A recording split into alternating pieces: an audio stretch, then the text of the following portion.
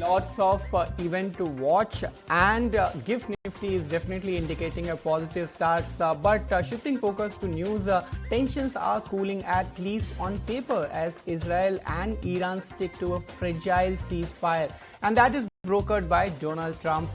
Airspace is reopening, markets are cheering, and oil is sliding. But details emerge on the much-hyped American airstrike, and early US intelligence assessments say they failed to destroy Iran's core nuclear facilities. While Trump and his defense secretary claim total obliteration, intelligence reports suggest Tehran's centrifuges are still spinning and its uranium stockpile remains untouched. The White House has rubbished the leaks, calling the assessment flat out wrong. Let's also hear out to Donald Trump what he had to say.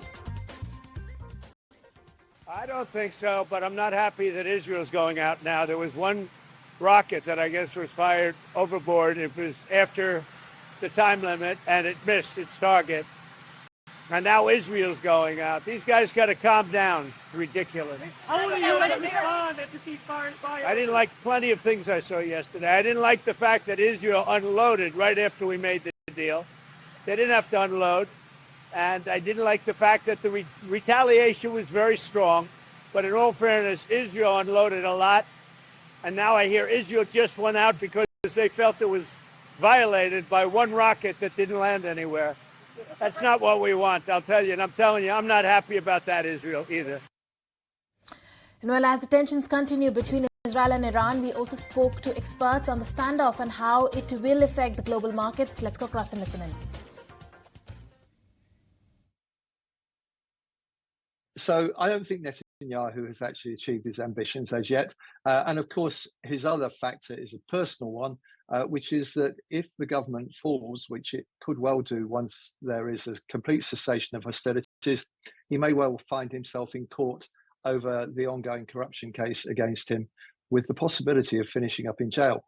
So Israel still potentially a live issue. As far as Iran's concerned, primary objective clearly maintaining the regime, avoiding regime collapse, and I think the mullahs have decided that the least bad way to move forward towards that objective is to cease hostilities for now, at least regroup, and as Mark suggested, probably, at least I think he suggested, I want to be careful not to misquote him, probably in due course to start again with a new and even more secret uranium enrichment program.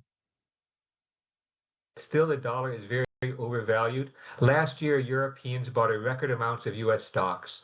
And I think that we're seeing a bit of buyer's remorse. And so there's a big portfolio allocation taking place. But I'm excited about the prospects for India. You know, last year, India bonds became included into some of the global benchmarks. And I think it's just a matter of time before the Indian stock market is as well. And this year, we're already seeing investors anticipate it. For example, this quarter alone, we've seen foreign investors buy Indian stocks. Moving on, Israel's Prime Minister Benjamin Netanyahu is warning Tehran to rebuild your nuclear program and we'll strike again. In a national address, he called last week's assault on Iranian sites a historic victory, claiming it spared Israel from annihilation. He praised Donald Trump for unprecedented support and insisted there will be no let-up in Israel's campaign against Iran or Hamas. Meanwhile, Israel's defense minister confirmed the ceasefire will hold as long as Iran abides by it, and wartime restrictions across Israel have now been lifted. Schools, flights and businesses are back, but the rhetoric remains on a war footing.